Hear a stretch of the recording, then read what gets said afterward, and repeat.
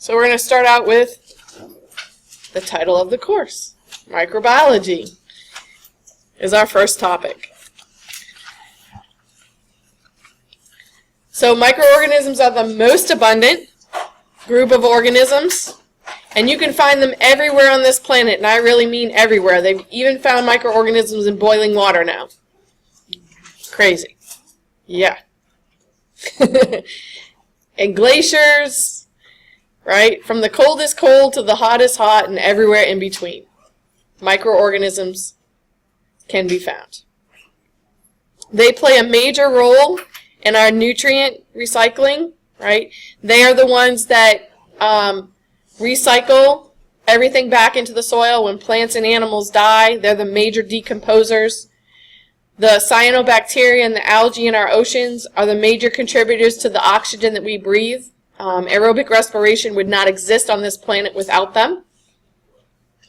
Microorganisms convert the nitrogen gas in the atmosphere into the soil for plants to be able to utilize and then for animals to be able to eat.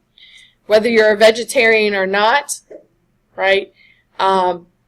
Plants, you can't survive without them, right? And before even them, we cannot survive without microorganisms. If you are a vegetarian, make sure you check with your doctor, because not every human can be a vegetarian. Some people do not produce the essential amino acids. You can't convert the ones that you eat from plants into the ones you need. You don't have the enzymes to do that. So you're actually putting yourself at a disservice. So for whatever reason you may choose to be a vegetarian, make sure that you can be a vegetarian. I, on the other hand, love meat. So I'm an omnivore, right? I eat plants and animals. Right? I'm just trying to eat more plants now, raw vegetables and fruits. It's better for you. Okay, grains not so much, right? Especially wheat. And if you're like me, it'll give you a headache if you eat wheat. So don't do it. Limit grains. They're a modern invention. So they're a source of nutrients as well, right? As I said, they carry out photosynthesis. The oxygen that they produce, some of them, we wouldn't survive without them. They produce food that we like, right? So, and certain beverages would not exist if it wasn't for microorganisms. Make sure you write your name on the pad. So what beverages do they produce that we like? Usually drink on the weekend, sometimes during the week, I don't know. Depends on what kind of day you've had. Alcohol, right? Beer, wine, right? All these things are a fermented product, right? Where you've taken something like barley or malt or hops or grapes or something else, and that microorganism has converted it into what we know as alcohol or ethanol through a process called fermentation. Milk can be fermented too into a bunch of foods. What can milk be turned into? Cheese. Cheese. What else? Butter. Yogurt. Buttermilk. Is that it for fermentation? Nope. A lot of the sour foods that you like have been fermented. Kimchi. Sauerkraut. Sour cream. Pickles. I mean, the list goes on, right? We use fermentation a lot. A lot of times the acid helps preserve the food. That's why we fermented it, right? Most bacteria don't like acidic environments, right? So when that acidic level increases, actually will kill off microorganisms that would normally turn the food into something we don't want to eat. But some people like acidic things, right? So that whole fermentation using acid to preserve is good. Antibiotics. Read it again. Their production of. So I'm telling you, microorganisms make antibiotics. Did you know that? Penicillin is made by, anyone know? Mold. That's a microorganism.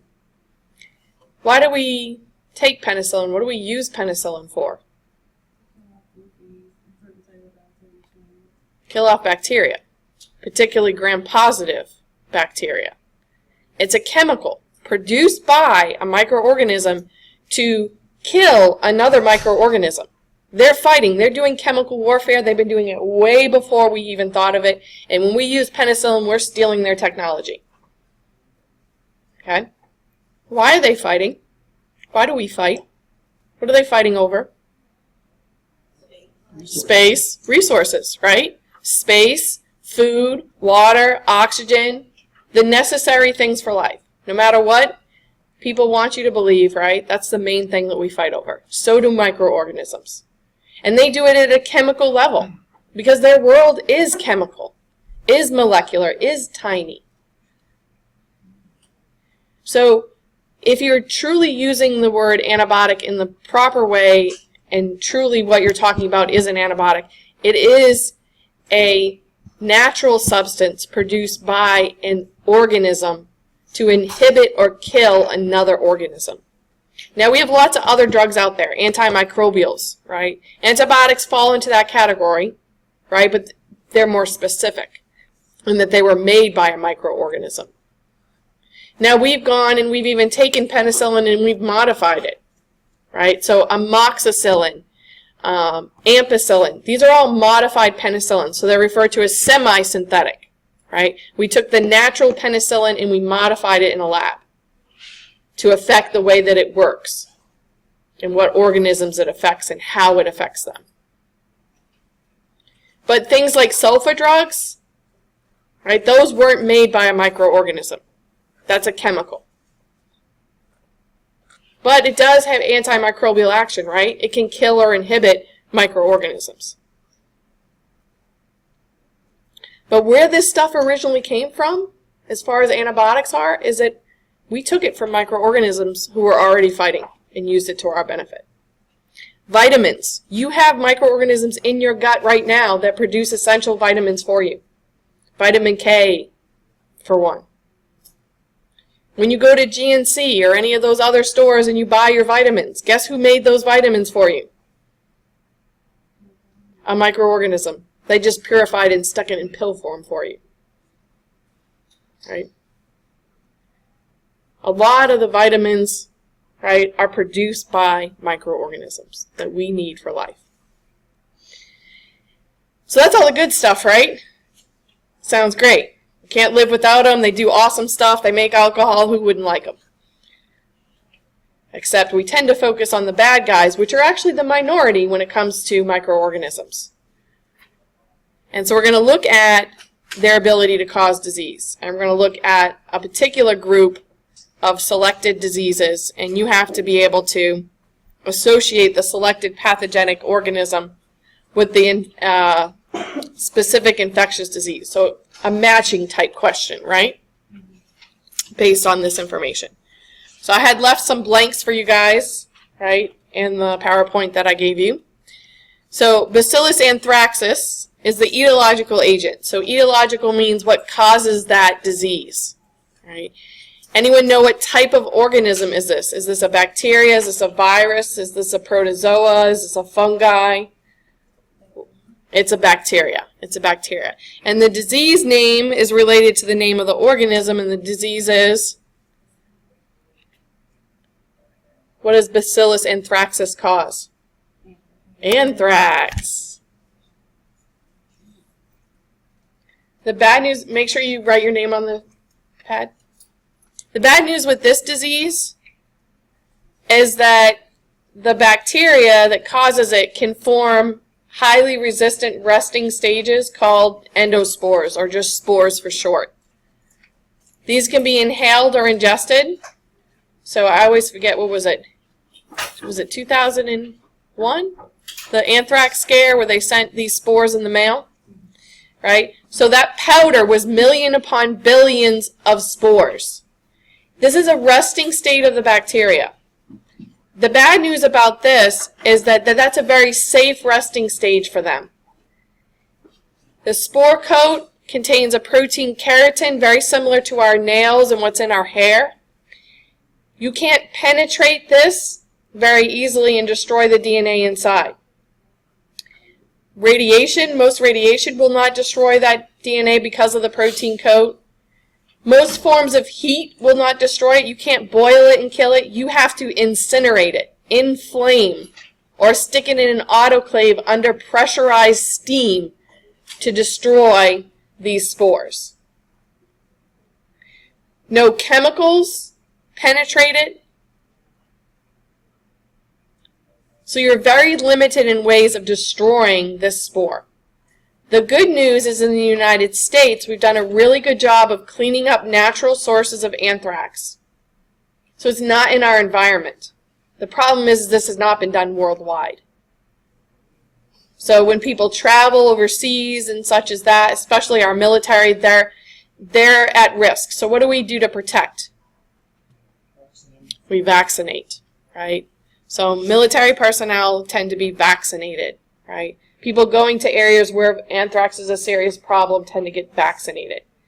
We don't vaccinate in the United States, but because of that, this could be used as a bioterrorist agent against us, right? Because it can be easily spread, right, by being aerosolized in the spore form. When you inhale it, the organism forms back its original cell, and it's very destructive to the body, so much so that if you don't get treatment really early, and even if you do, depending on the level of exposure, you will die. So it's pretty scary stuff.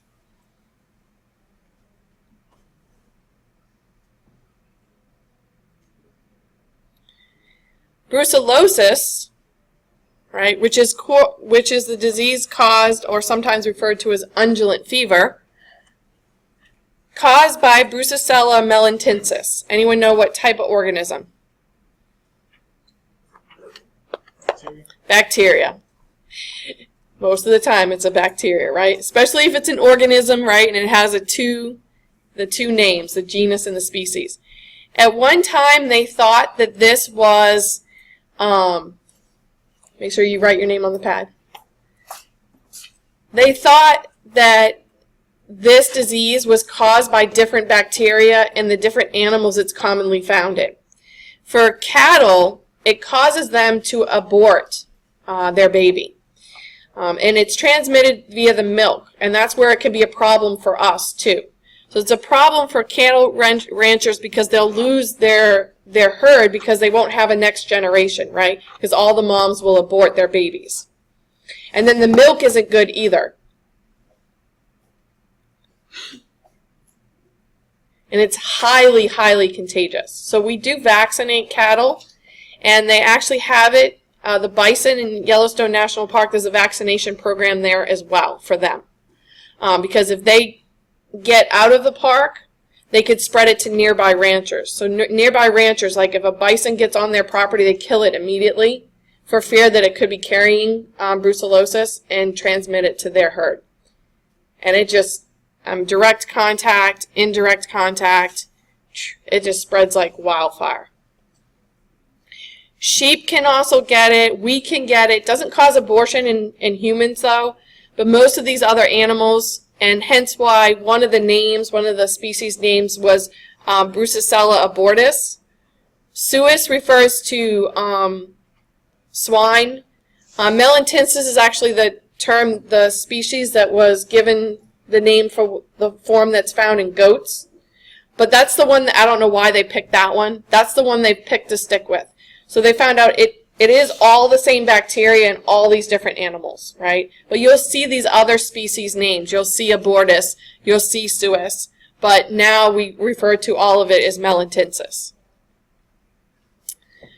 This is another one that's on our list for possible use for bioterrorism. And not necessarily so much the threat to us, but to our food supply. Americans eat a lot of beef and drink a lot of milk, right? One of my Asian friends told me we smell like beef because we eat so much of it. And they smell like Asian spices because they eat so much Asian spices. So you really are what you eat, right? And depending on what you eat, it actually will affect your smell, right? To those of us that are really good smellers, not me. I can't smell most of the time. But I'm getting better now that I'm not eating stuff I'm allergic to. It helps. So the problem here is that, if it gets into a cattle herd, right, and they haven't been properly vaccinated, it could wipe out that whole herd, right, and wipe out a substantial food supply for us. So at LSU, if you want to work in the research division that works on brucellosis, you have to go through a 6-month background check to be able to work there because of the potential of this organism being used to harm.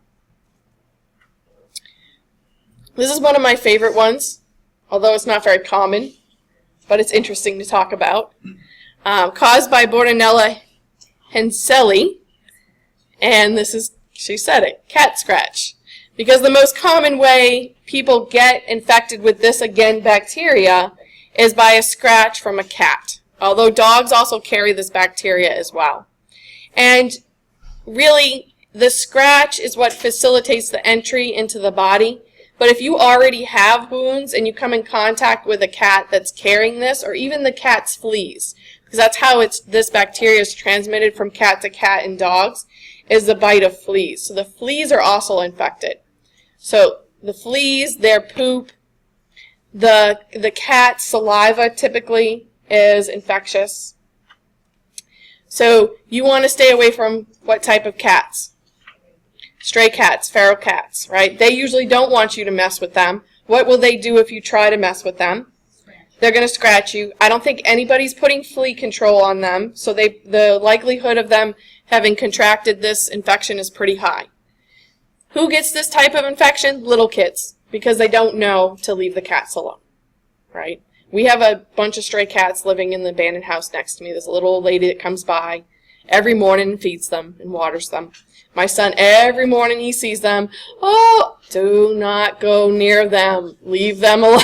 I don't even like them being there. But there's a program in the city, I don't know if you know about it, but if the cats in your neighborhood don't have a little clip on their ear, then they haven't been spayed or neutered. Let me know. I'll give you the number to the lady that comes around and catches them, spays and neuters them, and re-releases them. So if one of their ears is chopped off, they've been spayed or neutered by that program. So hopefully we won't have so many cats running around the city. They do serve a relatively good purpose. The rats that used to be next door are gone. They don't like to cohabitate with cats. I mean, the cats probably wouldn't eat them because they're being fed, but they'll still play and chase them, so they tend not to want to live with cats. And they're more of a disease problem than cats. Are there animals other than people that kill for fun? Cats, they kill for fun other than people. Yeah. Well, I mean, no, it's a natural instinct to kill. It's just that when they're not hungry, they're not going to eat it. So, he was saying that people and cats are the only ones that kill for fun. I think that cats really don't kill for fun. It's a natural instinct for them. They just, when they're not hungry, they're not going to eat it after they killed it. So, the last three, as you notice, are all viruses. They're a class of viruses known as arboviruses. So notice that they're all transmitted by the dreaded mosquito, right? These aren't necessarily diseases, these encephalopathies, that'll affect the brain, right? So these are viruses that will affect the brain. These particular ones aren't very common here. Sometimes you see West Equine or St. Louis. What's the one we fear about here, though? West Nile. West Nile. They trap mosquitoes all the time and test them for West Nile. And if you're in an area where they do the mosquito trucks, where they spray for mosquitoes, if you see that truck a little more often than you used to, which means that they got a positive result in their trap, and you might want to protect yourself a little more than you have been. People get pretty freaked out about West Nile and will not even go outside anymore at all. For some people, it's just like having a cold. It's a virus. Your body's able to take care of it. But for other people, unfortunately, your immune system isn't able to get it under control, and it spreads to the brain. And that's when it can be pretty serious. And the bad news with viruses is that we have very few drugs out there. You're reliant on your immune system to take care of the virus that gets in you, right? And that's why things like your flu vaccine, if you haven't gotten it yet, go get it. because they're expecting it to be late this year, this month, and February. What do we got coming up, y'all? Mardi Gras. Do you really want to have the flu during Mardi Gras? Are there be people coming from all over? Not so much because it's early this year, but yeah. If you're out there, you're going to be exposed to a lot of people. Go get your vaccine now. Because how long does it take after you get the shot before you're actually protected? 7 to 14 days.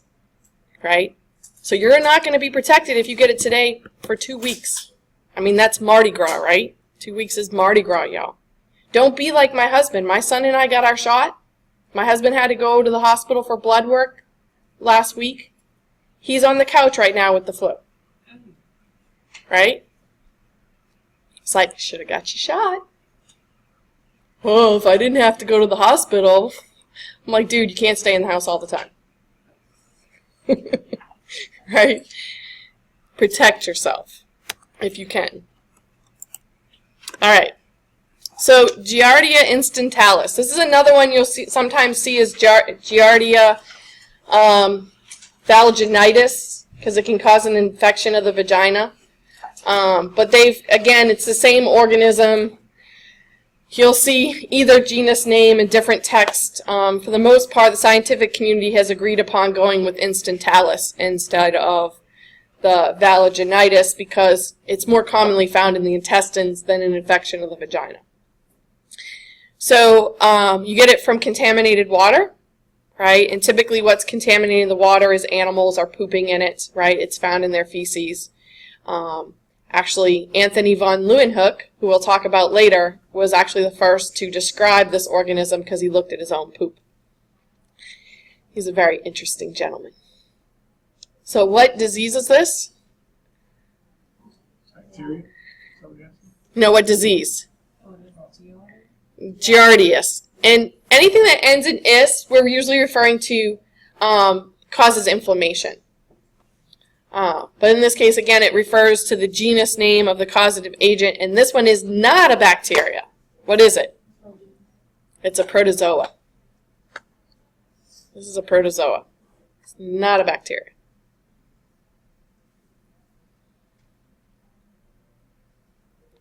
So, hantavirus. So you already know by the name, right? What is it caused by?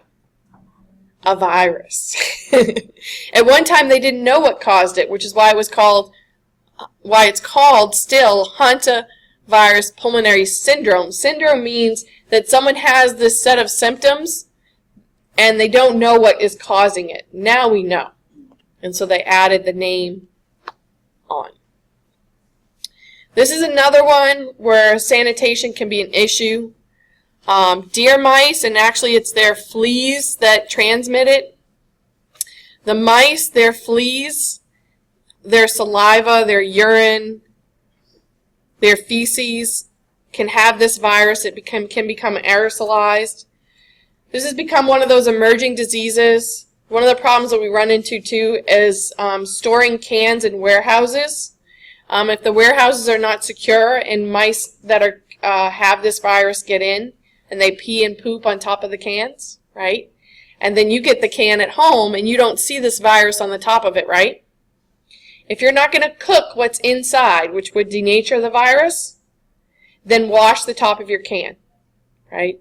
So if it's a can of peaches that you're just going to eat, wash the top of your can, right? Because as you're opening that can, you're exposing the food to what may be on that lid. It's not common here, right? But you don't know where your stuff is coming from. This is a problem in Arizona, New Mexico, right? Out in the western part, the southwest United States.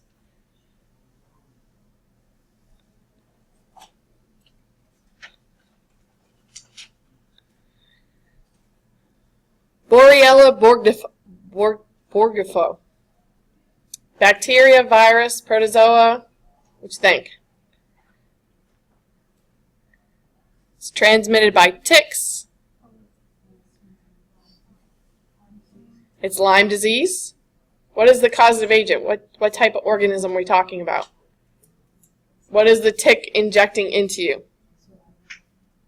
Now, what's Borrelia burgdorferi? Is it a virus? Is it a bacteria? Is it a protozoa? It's a bacteria. It's a very interesting bacteria at that. It's a spirochete, something we'll talk about later. It's helical shaped. It can bore through your tissue like a corkscrew, which is why it typically causes a very characteristic rash sometimes as the body is responding to this bacteria that's been injected into you, and then it's swimming out in all directions, so it creates what's called a bullseye rash.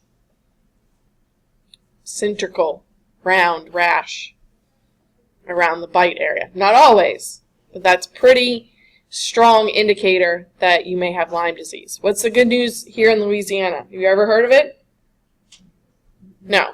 We don't have the wild animal population that's harboring the bacteria or the ticks. We have ticks, we have deer here, those are the common offenders, but thankfully they don't have the bacteria. The reason why it's called Lyme disease is discovered in Lyme, Connecticut. For those of you guys who don't know, that's in the northeast of the United States. It's a major problem there, so much so that they vaccinate their animals against it, cats and dogs. It's also spreading. So as we invade upon the natural habitats, the deer have to keep going, and they take their ticks and their bacteria with them. So the disease is also spreading as we invade natural habitats. It's also increasing in incidence as we have greater exposure to wild animal populations. This is why nature preserves are so important, right? It actually helps protect us too by giving them some place to live. Yersinia pestis. What disease is that? It's the plague, or bubonic plague. Does it still happen? Yes, it does. Not as much as it did. Not as much as it did, because again, look at what we're dealing with. We're dealing with rats, wild rodents, we're dealing with fleas. How many of us have that in our homes? If we do, we get it out, right? Modern sanitation has helped with this. But, you know, there's still places where it is a problem, where it still persists. So we still have about 100 cases a year of plague. The scary thing with this one, too, is that, okay, they could bite you, you could have a systemic type infection. But if you inhale this bacteria, and this is a bacteria, you can get a form that's known as pneumonic plague. And that's the scariest, because it is then transmitted how? Airborne respiratory, right? People coughing, you inhale it, you get it, right? And again, it's a bacteria, so what can we do to help you?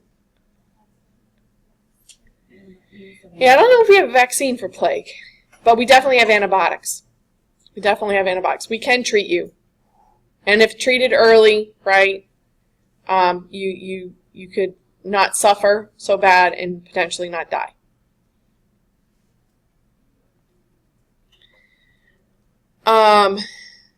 So, bite of a rabid animal. What are we talking about here? Rabies. What's that caused by? It's a virus, right? It's the rabies virus.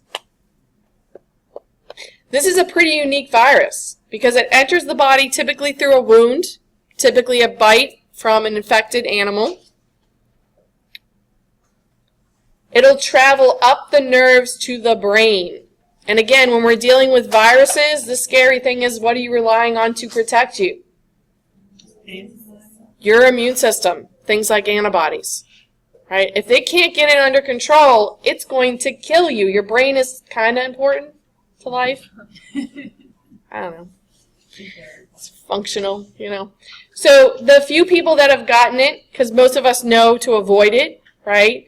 And we vaccinate our companion animals to create a buffer zone between us and the wild animal population, because there's no way we could vaccinate the entire wild animal population. We know how you get it, right, and how to avoid it. The few people that have gotten it, they don't know what treatment they did, if that is what helped them, or if that person's immune system saved their butt, or a combination of both. Not enough people have had this happen to them to have enough information to answer that question. But I don't know about you, I'm totally fine with not knowing the answer. Right? Just avoid it. So what's the number one on this list that you must avoid in Louisiana? The number one carrier animal for Louisiana? Dogs, bats, possums, skunks, raccoons, foxes, cats, cattle? Raccoons. Raccoons are number one in Louisiana. 90% believed infection rate. If it's out during the day, that's not normal behavior, right? They're nocturnal. In one of my other classes, they were talking about some video online about a dog playing with a raccoon during the day, and they thought it was cute. No, not cute. Very bad news. Call animal control now. Not normal behavior, right? So you leave them and just kill them if they're like in your yard or something around your Yeah, I don't think you can just kill them.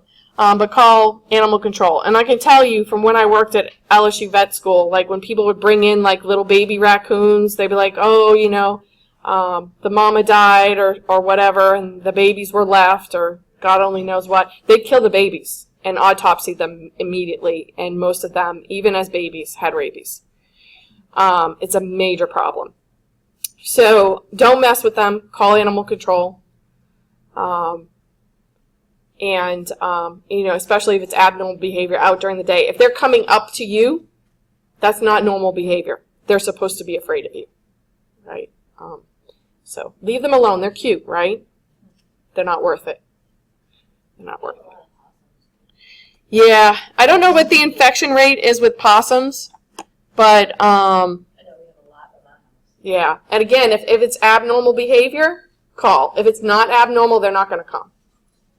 So, because I know I had one in my yard for a while too. I don't mind them; they keep the cats out. So, but they carry fleas too. So, but I don't think it's the same fleas that your cat or dog can get, because you know fleas are pretty species specific because they have the ability to hold on to the diameter of the hair. Just like you can't get your cat or dog's fleas. It's different. They can't grab onto you. I mean, they can infest your house and bite you that way, but they won't infest your body. Does that make sense? Right. So fleas are specific to different species because of being able to grab onto the different diameters of hair we have. Interesting stuff. So most of us know how diseases spread, right? Especially communicable diseases, infectious diseases. So you can have indirect contact with surfaces that have been contaminated, right? So desktops, doorknobs, things like that. I always caution my students, you know, you wouldn't want to eat off of these desktops. I have no idea when the last time, if ever, they were cleaned. Unlike in the microbiology lab, although when we're actively working with microorganisms, we obviously don't eat or drink in there. But when I have meetings in there, I will eat my lunch in there, because that is probably the cleanest surface in this building, because we clean it all the time with Lysol. So, you know what surfaces you should or should not touch, right? And that have the high potential of being contaminated. So, probably some of the number one things are the faucets in the bathrooms, right? Most of them nowadays are where you don't have to use your hands to turn them on and off. You can use your elbows and whatnot. Most of the bathrooms I've noticed too, they put the trash can next to the door so that you can wash your hands, use the paper towel. And I kid you not, when you work in allied health, or if you work in healthcare, like when I worked as an assistant and a special ed teacher, they watch and tell you how to properly wash your hands. You have to sign paperwork saying you will always follow this protocol, right? So it was grained into me, although I did it even before they made me do it, right? Wash my hands, right? Turn the water off if I can with my elbows. If not, I grab my paper towel, dry my hands, shut off the faucets, and then I also use the paper towel to leave the room in case anybody did not do that who was in there before me, right?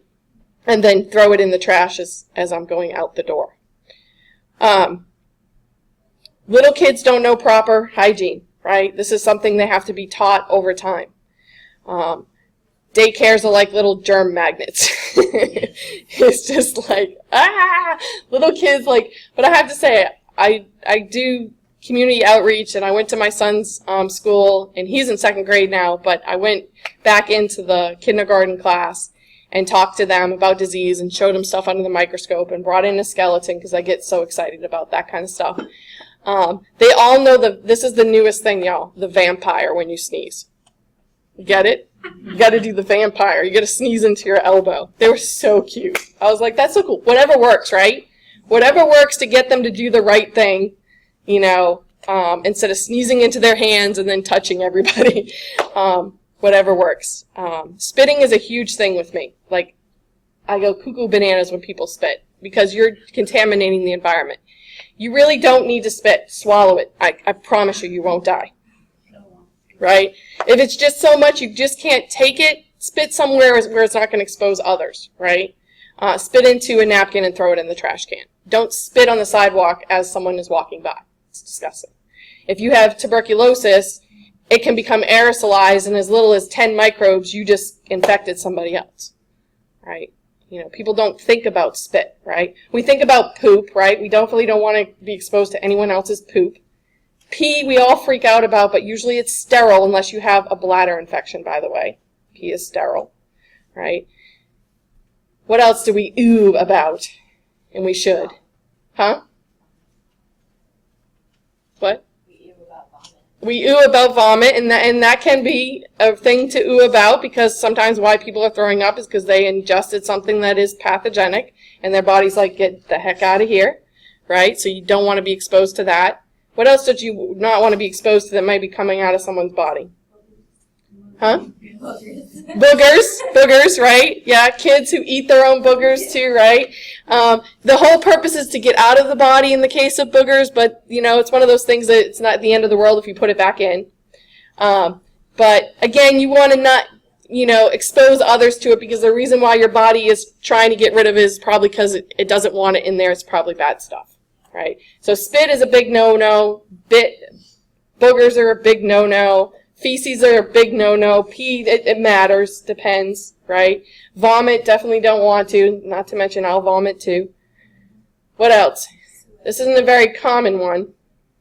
Well, spit is saliva, right? Which is why it's bad. Sweat? Sweat, not so bad, believe it or not, but still yucky. Mucus, from where? Oh, yeah. Depends. All right, we won't get into that one. Okay, one more. Blood. Blood. That's not a common one, but it happens, right? And again, why some religions and why they have that is because blood can be infectious, right? And so you have to be really careful with those bodily products. They could make you very sick. So that's what we mean by biological products. We've covered them all. Oh, no, we didn't. Semen. How could you forget that one, y'all? Okay. Food, water, all right? All these things can be cross-contaminated, right? You could come in contact with it and therefore become infected. Things can become aerosolized into the air, right? You could breathe it in. You breathe stuff in all the time. Your nose is a great filter, though. That's actually why you have it. Right? You're like, well, why do we need a nose for? We can breathe through our mouth. You're actually not supposed to breathe through your mouth. You're supposed to breathe through your nose. Your nose will filter the air, trap it with the hairs and the mucus, right? And bring that stuff down the back of your throat to your stomach where your acids will destroy it. So it filters the air so the good air gets to the windpipe. The bad stuff gets trapped in the mucus, goes down your throat to your esophagus to your stomach to be destroyed. It also warms and humidifies your air to ease up breathing. All right, it's one of the main reasons why you'll die when it's too cold is because the air isn't warm enough or moist enough for you to be able to breathe. And then we have direct contact, right? Kissing is swapping spit. Sex is swapping fluids like semen and mucus that we were talking about a second ago, right? All these things are potentially infectious. Airborne droplets, right? So stuff that doesn't necessarily stay in the air, but is in the air momentarily when somebody is talking to you, right? I drink a lot of water throughout the day because I have to talk a lot, so I lose a lot of respiratory droplets. Okay? People who are face talkers, you know about these people, right? They get right up in your face. This is what you do, because if you back up, they just keep coming. You put your arms up, and you create your zone. And eventually they will get it. But even in military barracks, they have the beds specifically spaced far enough that you're not going to get that respiratory crossover, right? That you get your safe, clean air zone. It's very important, right? That's why they say don't, one of those commercials on TV just cracks me up. They're like, don't huddle up with sick people, right? You know, like, where did I say my husband is right now, y'all? He's on the sofa. He's not in my bed, right? And that's mostly for his own comfort, but also for my protection, right? But we do live very close to each other. I do kiss him. Not right now, though, right? He can keep that virus all to himself. Even though I've been vaccinated, I ain't taking any chances. I don't want that sucker, right? So, you know, we do these things to protect ourselves. Women, unfortunately, we have the added risk that we can pass stuff through the placenta onto the baby. That's referred to as vertical transmission. So that's the fear with listeria, right? Is it wouldn't necessarily a pregnant woman who's just craving ice cream, right, ladies? Did I tell you guys about listeria? Did I mention it earlier, how I cried yesterday? That was my morning class. Apparently, Bluebell has got damn listeria again. Yeah, they do. Yeah. I didn't look into it last night. I was too depressed. But I didn't eat the ice cream in the freezer. As soon as it hit the shelf, they were like, oh no. Yeah. I'm on my second tub. But, you know, I'm not pregnant. I'm not going to be. I'm not elderly. My immune system, I think, is kind of okay. Mine is kind of on the overactive side. I got the contact dermatitis problem right now. But mine just gets excited about everything. But, so, you know, just look it up. Beware if you're doing the Bluebell thing right now. I mean, you know, we had a drought for so long. When I saw it, I got so excited. I'm on my second tub. So, but that's okay. I was getting ready to get off the fattening stuff. All right. So the problem with that, again, is the crossing the placenta, right? And hurting the baby. And then we know about vectors, right? We live in Louisiana, so we fear mosquitoes like crazy. West Nile, as well as they can carry a bunch of other stuff. Thankfully not malaria or yellow fever, but West Nile is bad enough, and a few other not so well known yuckies. What else? So we mentioned another vector today. Two other vectors. Fleas. Ticks. Right? Those lovely biting things. Mites.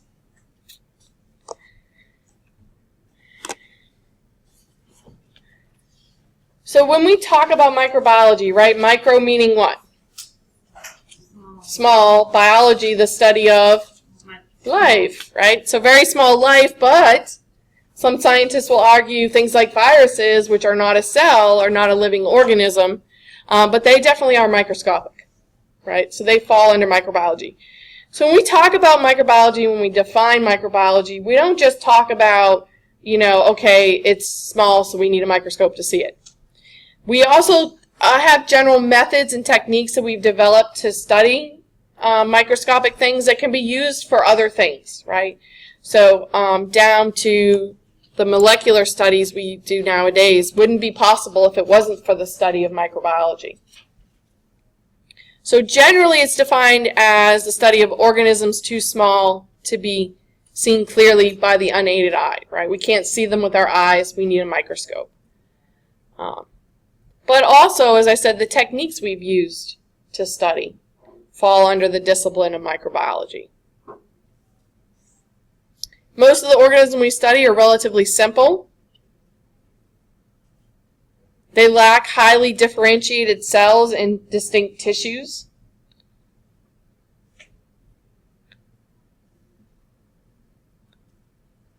But still pretty darn fascinating. They're not the cute and fuzzies, right? Cats, dogs, all that good stuff. I will post, I'm recording right now, you guys know that, right? And I will post this PowerPoint for you. So if you don't want to scribble fast in class, you don't have to. If you want to jot little quick notes or you don't want to take notes at all, you don't have to. Mostly I want you to pay attention right? And try and take it all in. Okay, so this is a website one of my students actually showed me several years ago, and it's super cool, so I've added it to my lectures. Let's see if I can get the web page to open. There we go. I got to double click.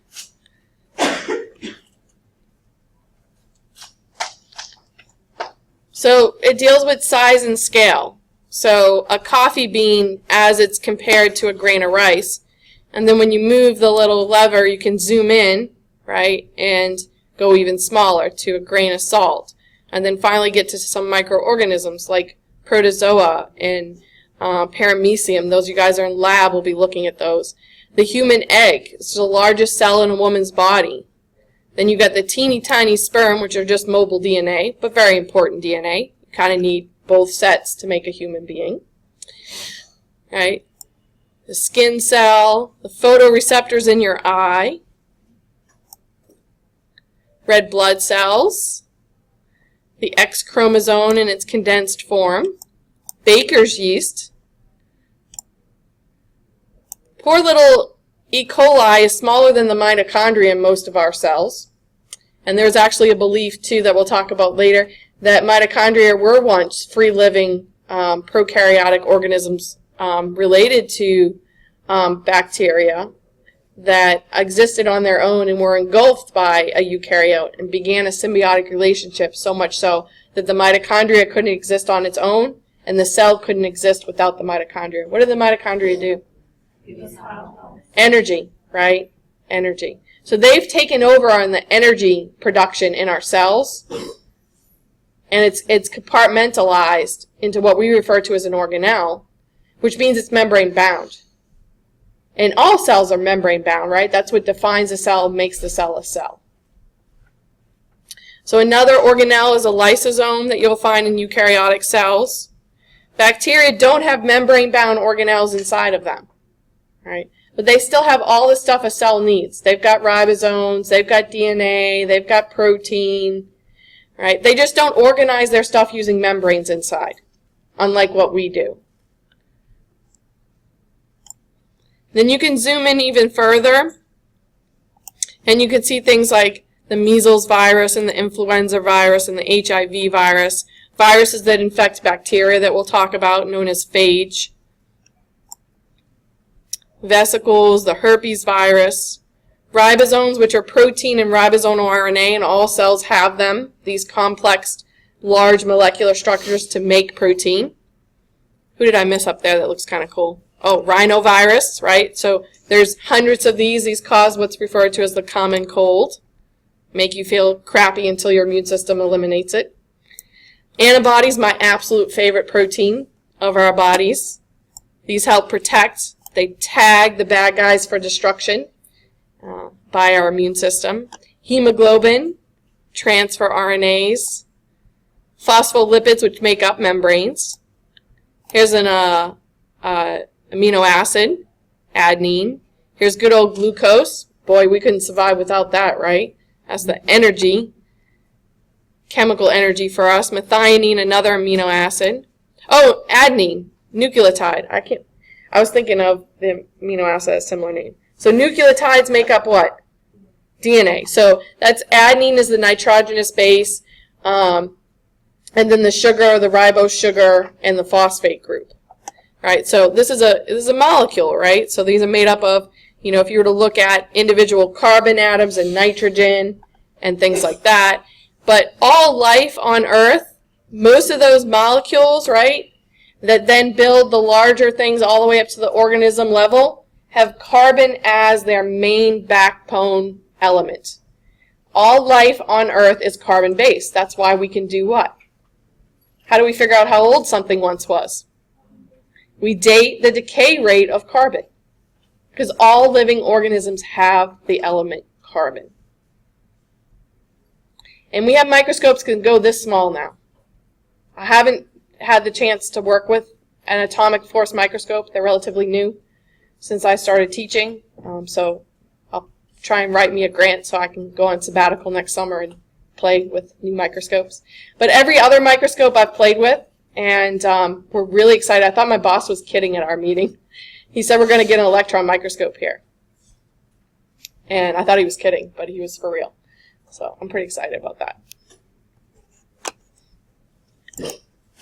In our biotech program, we have a mass spectrometer right now, which can tell you the chemical makeup, right, down to the atomic level of different chemicals. In our science laboratory technology program, biotech division. And we're the only one definitely in this state, and probably one of very few in the United States that actually have a mass spectrometer, that high-tech of an equipment, in a community college. So we're getting real techy here now. Pretty cool stuff. All right, so let me go back to my PowerPoint. Do I have more than one open? That's okay. So that's a look into the tiny world, and those of you guys in lab will, actually get to do that. So as scientists, we like to categorize things based on definitions, right? So the most common definition is defining the two known cell types, prokaryotes versus eukaryotes. And we distribute the different organisms into 3 domains. This is a classification scheme that's above kingdoms, phylums. Do you guys remember that classification scheme from way back when? I don't even remember the whole thing, but I can still remember my acronym for remembering it. And that's, Kevin, please close our front gate slowly. So I can go through kingdoms, right? Phylum, please close, classes, right? All the way down. But you got to change the sentence a little bit now, because we got to add domains above kingdoms. So now it's, damn, Kevin, close our front gate slowly. Right? So domains above kingdoms, right? And we have 3 domains, archaea, bacteria, and eukarya. So when we look at cells, though, we classify them as either prokaryotic or eukaryotic. Pro meaning before, karyote referring to kernel. What inside of a cell kind of looks like a kernel inside that cell? The nucleus, right? So that's what they were referring to. Prokaryotes, by definition, lack a nucleus. What's typically inside the nucleus of a cell? DNA. So does that mean they don't have DNA? They've got it. They just don't encase it in a membrane, right? They don't compartmentalize it in membranes like eukaryotic cells do. So they've still got their DNA, they still got their protein. They still do some type of compartmentalization, but they don't use membranes to do it. Unlike eukaryotes, eu meaning true, kernel, when they looked at these cells, they saw this distinct, very large mass, typically in the center of the cell. That became known as the nucleus. The reason why it's like that is because it's membrane encased. It's actually 2 membranes. And then other areas within the cell are also compartmentalized by membranes. These are referred to as organelles. And in fact, a nucleus is an organelle. It's an organization. There's a specialization. The nucleus has a job. The mitochondria has a job. Right? Just like the different organs in our body have specific jobs, so do the organelles, except they're tiny, inside of our cells.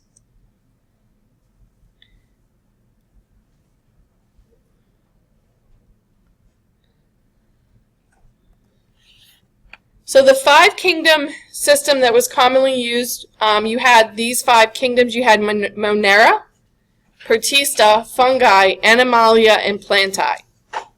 Animalia and Plantae are still widely used. Monera, Protista, Fungi, it depends on who you talk to. The alternative to that system, and again, as I said, we've kind of even just put it above the kingdom system, is this domains. And the domains were based on information gathered when they looked at the ribosomes, specifically the ribosomal RNA sequence within the ribosomes. All cells have to have ribosomes, right? They're made out of ribosomal RNA and protein, and they make protein. So every cell has to have them. But that sequence in the ribosomal RNA when they looked at it was they got these 3 distinct groups, right? So we had the distinctive group of bacteria, the distinctive group of archaea, and the distinctive group of eukaryotes. And this was proposed by Carl Woese back in the 1970s.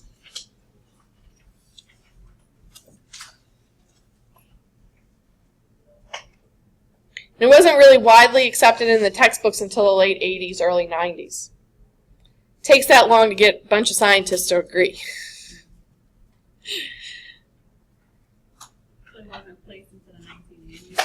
Yeah. When I was in school, I just aged myself. It wasn't in the textbooks. So where are we? Which domain? Eukarya. What's our genus name? Homo. What's our species name? We're Homo sapiens. You see us in red right there? So when we characterize things, right, we list them on base of different characteristics. You'll see me use tables a lot in this course. I find tables are very good ways of comparing, contrasting, and gathering information. They're a really good tool. So I left some blanks for you guys, right? So let's fill them in. So cell type is either prokaryotic or eukaryotic. What are bacteria? Prokaryotes. Archaea? Prokaryotes. Eukarya? Eukaryotes. Cell organization could be, the organism itself can be just one cell, which would be unicellular, or the organism could be multicellular, which are prokaryotes and bacteria. They're unicellular. And the reason why I said prokaryotes is because all prokaryotes are unicellular. Therefore, archaea, which are prokaryotic, are also unicellular. Now, eukaryotes, we already said that's us, right? So, unicellular or multicellular? We are multicellular, but eukaryotes in general can be both, like protozoa, right? Yeast, those are unicellular eukaryotic organisms. So it's one or the other if you're a eukaryote. And again, that's pretty simple, right? Eukarya is clearly named after the cell type, eukaryotes. That one makes that one nice and easy. Now, lots of organisms have cell walls, but only one domain contains organisms where the chemical composition of that cell wall is peptidoglycan. Which one is the yes? Bacteria. Membrane-bound organelles. Remember, what is a membrane-bound organelle that only eukaryotes have? The nucleus is the defining characteristic for eukaryotes, right? So, if they have a nucleus, which is a membrane-bound organelle, they are what cell type? Eukaryote. So which is the only yes here? Eukarya, right? Where can you find bacteria on Earth? Everywhere. Ubiquitous. They're ubiquitous in nature. They're found everywhere. Where can you find archaea? Extreme environments. You can find them everywhere, but they favor extreme environments. They have found them, I kid you not, in boiling water. They found them in glaciers, right? So it's the extreme cold to the extreme heat. The Great Salt Lake, right? Extremely salty. There's archaea there. Where are you going to find eukarya? Any place that's not extreme. I don't know about you, but not moving to Antarctica anytime soon. And a hydrothermal vent, although that's hot, is a little too hot for me. Right? Eukaryotes don't like the extremes. Right?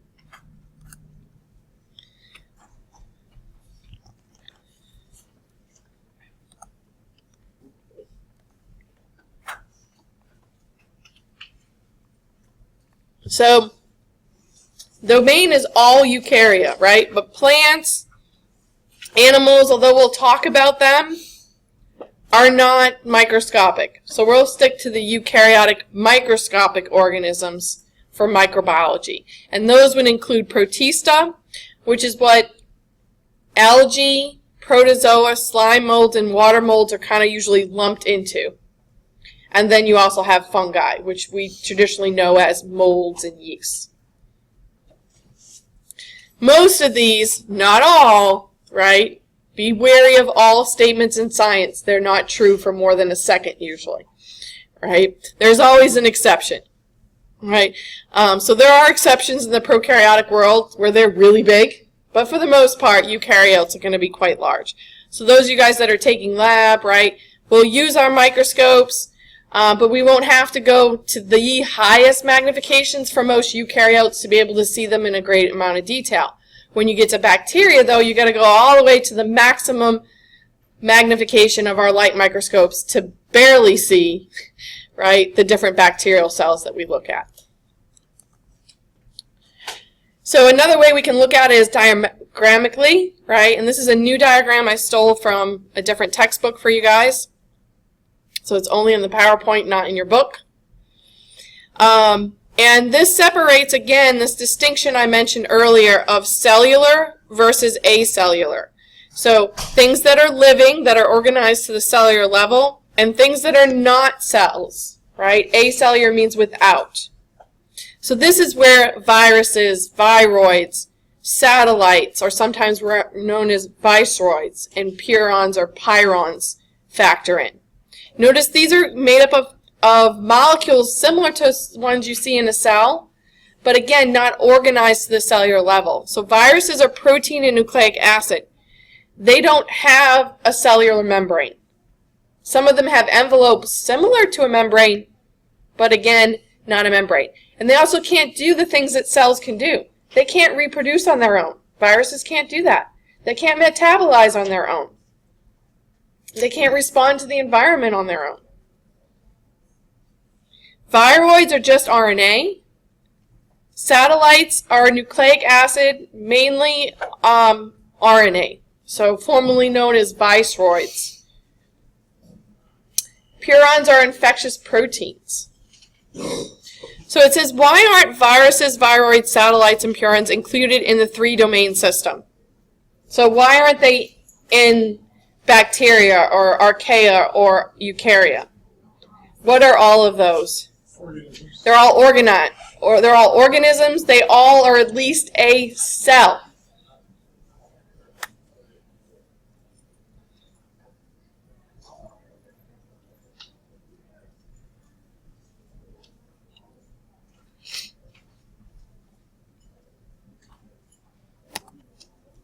So again, virus is acellular. And we're going to go into viruses and virons. We're just introducing those guys now. We'll spend a whole topic on acellular agents in the next unit of this course. They are the smallest of microbes. Microbe is a term that encompasses microorganisms and viruses, viceroids, all those infectious agents, those acellular agents that can make us sick. They can cause, of course, as I said, disease, as well as some of them have been linked to cancer. So next time we'll pick up with looking at the scientists and this whole debate on spontaneous generation.